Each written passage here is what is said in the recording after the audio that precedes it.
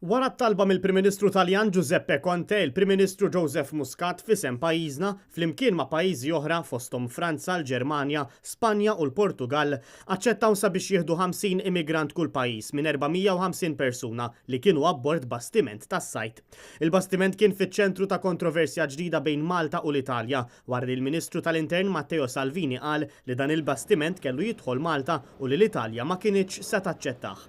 Madanakollu minn barra s-silenzju tal-Awstrija hemm il-linja qibsa meħuda mill-pajjiżi tal-Ilvant tal-Ewropa, partikolarment mill-Ungerija u r-Repubblika Ċeka, fejn sejħu l-azzjoni li jaċċettaw l-immigranti hija t-triq għall-infern tal-Ewropa. L-aħbar li Muscat se jaċċetta aktar immigranti ingħatat fi stqarrija li fija ntqal li Muscat kellu telefonata mal-Prim Ministru Taljan Giuseppe Conte. Skont rapporti fil-medja qed jingħad li l-Prim Ministru Taljan Giuseppe Conte qal li Malta se tkun qed tieħu 50 immigrant. Il-bastimenti li salvaw lil 450 immigrant iddaħlu fil-port ta' Pozzallo, fejn hemmhekk issa se tibda l-ħidma biex l-immigranti jitqasmu fost il-pajjiżi li taw il-kelma tagħhom li se jieħdu dawn lill-immigranti.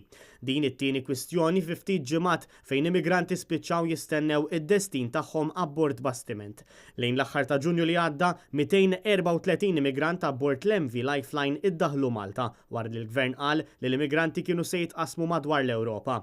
Sissa kienu biss żewġ pajjiżi li ħadu ammont minn dawk l-immigranti, il-Lussemburgu u Franza, biex bekk sissa minn dawk il-234 baqa' Malta 160 immigrant.